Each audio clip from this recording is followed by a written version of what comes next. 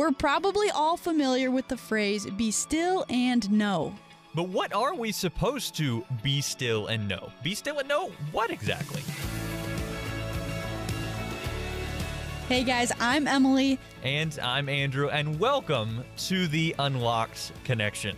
Andrew, it's so good to be talking to you. How are things going down south? Pretty good, pretty good. I mean, as good as can be expected anyway, given that everybody's still under quarantine, and unfortunately we had some severe weather, and we did have some damage in the area, not for me personally, but I do know some folks that narrowly missed being actually hit by a tornado just a few days ago, so it's been a wild ride, but it's also been some good times, some time to, have some time to think and be still and know. Wow, that's crazy. I cannot imagine living anywhere that deals with tornadoes on a pretty regular basis. Like, we do not have any serious weather like that in Michigan. I mean, the worst we get is some bad snow, which it actually is snowing today. So we have snow, but no tornadoes. I can't imagine. Yeah, you can keep that snow up there. I mean, again, I'm a former Floridian, so I'm still not used to the white stuff by any means. But, even with everything going on, even with, obviously, again, we're still dealing with a global crisis. We still got so much going on. One of the things we wanted to start off the podcast here this time with is some good news. Why don't you go first with some of the good news you've got? Well, all of my good news that I've kind of been collecting over the last couple of days are all like relationship stories or just people who are just going out of their way to encourage and uplift other people. I found this really cute story. It's a picture of an 88-year-old man in a bucket truck being lifted up in a multiple-story building so that he can visit with his wife through a window in a nursing home. And I just thought it was the cutest thing ever. But so many stories like that. I've seen so many, even people I know are organizing parades for people on their birthdays, or teachers are organizing Zoom calls with their class so that their classes can be together. So I just love reading stories like that. And this one just made me melt. It was so cute. Yeah, for sure. Well, the story that I found here this week, and I love this. This is actually from North Carolina here, over in Wilmington, North Carolina, over along the Atlantic coast. Apparently there was this 7-year-old boy that's named Stephen Burgess, who obviously is stuck staying home amidst the quarantine, just like the rest of us. But instead of just sitting there while school is closed and he can't really do anything, he came up with a plan not only to help others, but also to spend some time outside at the same time. And so his mom actually told the story that he decided he was going to run for 6 hours in his backyard to raise money for hospitals, food banks, and missions in his own community. She said it started out as something fun to do. Then I saw that he was serious about it, so I thought, okay, let's share this and uplift some people. And she said that she has been blown away by the amount of people who wanted to donate. So little Stephen ran 37,000 steps and raised more than $1,500 as of when this story was posted. So I absolutely love that this young boy had, not only did he want to get some time outside, but he wanted to see what he could do to help at the same time. So I found this to be really, really encouraging, and kudos to Stephen definitely for doing that. I love that. That's so sweet. I know, for sure. So and running. And he ran. Absolutely. You can tell that's part of the reason why this one stuck out to me. As soon as I saw that, I was like, oh boy, I got to see this. So. Wow, mad respect to him. You know how I feel about running.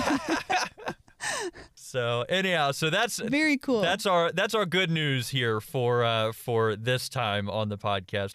But transitioning now, kind of shifting gears, one of the things that we wanted to talk about here on the podcast today is the idea of be still and know. We talked a lot about it. A lot of people have been talking about it, as this time is a chance to be still and know. But as you and I were talking about it, Emily, we were like, okay, be still and know, but be still and know what?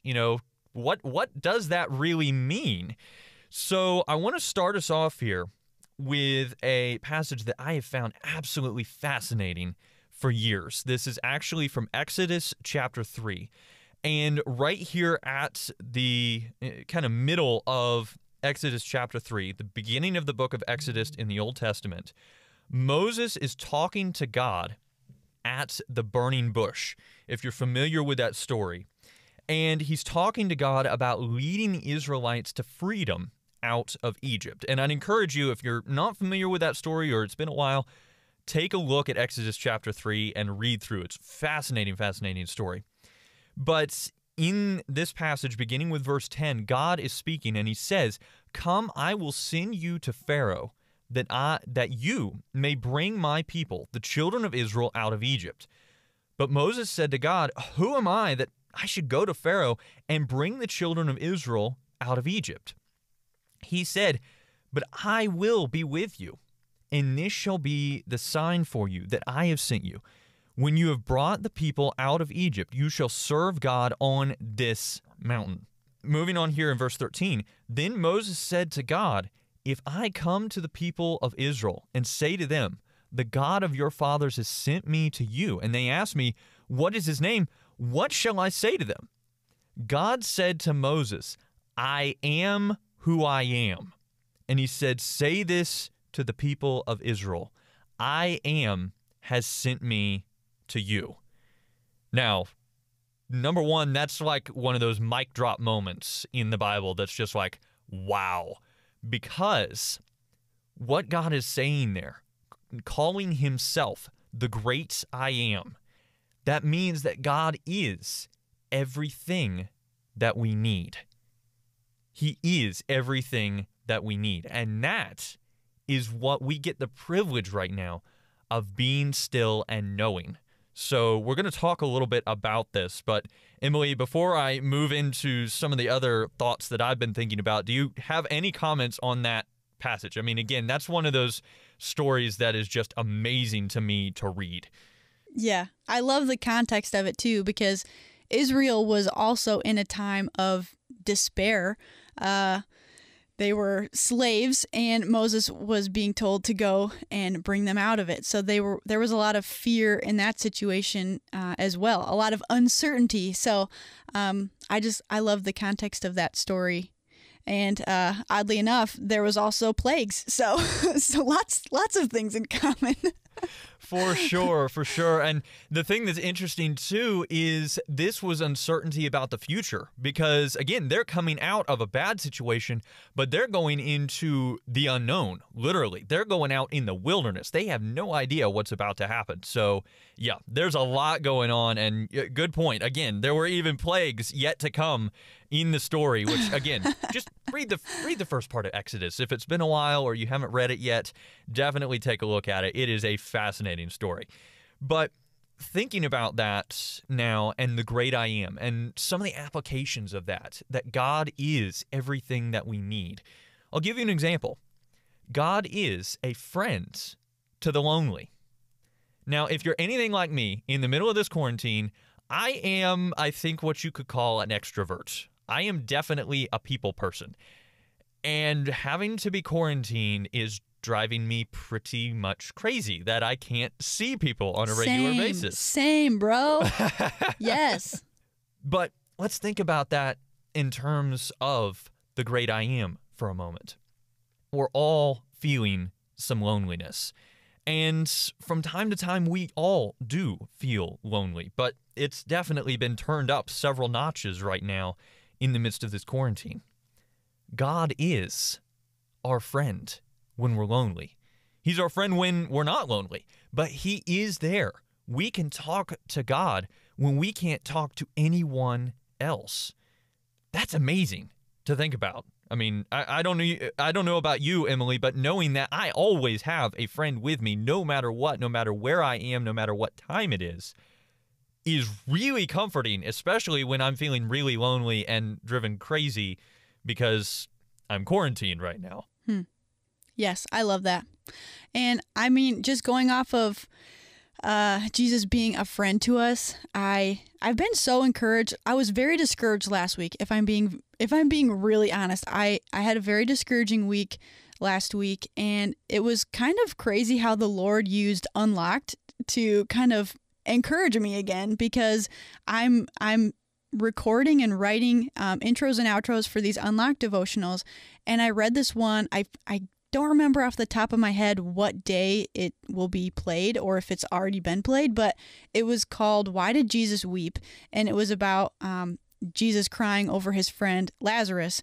And reading that story, I was just so moved. And it was so important that I read that during this time when everyone is just, so many people are in despair right now, and they're so scared and they're so worried. And it was such a good reminder to me to read that Jesus actually grieves over sin and the brokenness that it causes. And that is what makes him such a good friend, because he cares so much about what is going on in the world and how it's affecting us and how scared we are. Like, he cares about all of those things, and he weeps with us over the brokenness that is caused by sin. And so I've just been very blessed by the Unlocked devotionals. Like, I think it's easy for people to be like, oh, Emily and Andrew, they must be encouraged all the time. But, we're being encouraged by the devotions as we're reading them also, and we're being challenged by God's word, just like anyone who's listening to them. So that was a huge encouragement to me. And Easter, I talked to you earlier, Andrew, about how Easter was such an encouragement to me. A whole day, even though I wasn't with my church and none of us were, and a lot of people were really bummed out about that. I don't think Easter could have come at a more crucial time, because we need to remember that we serve a God who robbed the grave and who defeated death, and the Bible tells us that the power that raised Christ from the dead is the power that dwells inside of us. And I just had a whole day to reflect on that, and it was like a recharge to my batteries. I'm an extrovert, and I think I rely on people to recharge my batteries, but it was totally God, because I did not talk to a single person all day, and I came out of that day with a full set of batteries. It was nuts. Yeah, that's awesome. That's awesome. And thinking again about a few more applications here, and I'm going to go through kind of rapid fire here with some additional things I've been thinking about in terms of the great I am. God is also, again, a friend to the lonely. He is strength to the weak. There's this awesome passage, and you definitely ought to check it out if you have a chance, at the end of Isaiah chapter 40, where it describes God as giving strength to the weary as wings to eagles. I mean, it is this absolutely amazing word picture, and talking about running and not being weary, walking and not fainting. I mean, just awesome stuff. That is the God that we serve, the God that gives strength to the weak. We serve the God that gives courage to the fearful. I mean, come on. I think we can all admit that fear has spread across our country and around our world with a contagion more contagious than the virus itself, because I think everybody has some fear right now. God is courage for the fearful. He's hope for the hopeless. He's peace to the anxious. God is all of these things. This is what we get to be still and know right now. And God is most definitely encouragement to the disappointed. Those disappointments are real. We don't get to, just brush them aside, like it didn't even happen. That disappointment is a very real thing. And God knows that. And He is encouragement in the midst of that.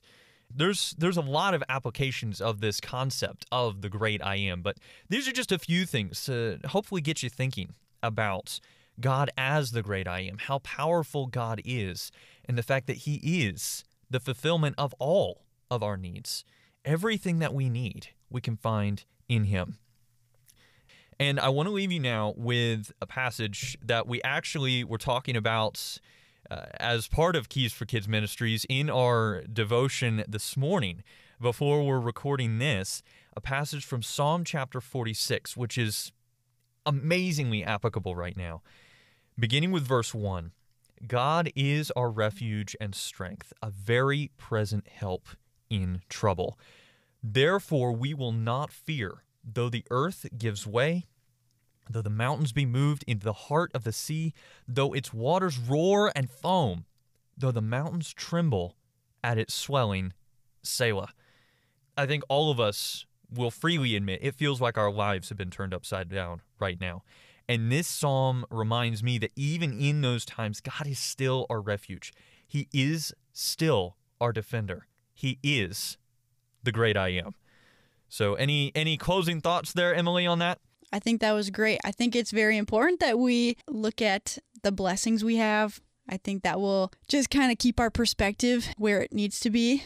I get to do work in my pajamas now, so that's always good. I'm wearing sweatpants right now. Actually, I'm also wearing socks and sandals, so I'm the epitome of fashion. But I think that God is so good, and I think that when we look back on this pandemic in the future, we will say no different, that God is good now. He was good yesterday. He's going to be good tomorrow, and He knows what tomorrow looks like already. So I take peace in that, and I hope that you do, Andrew, and I hope that anybody listening to this will take peace in that.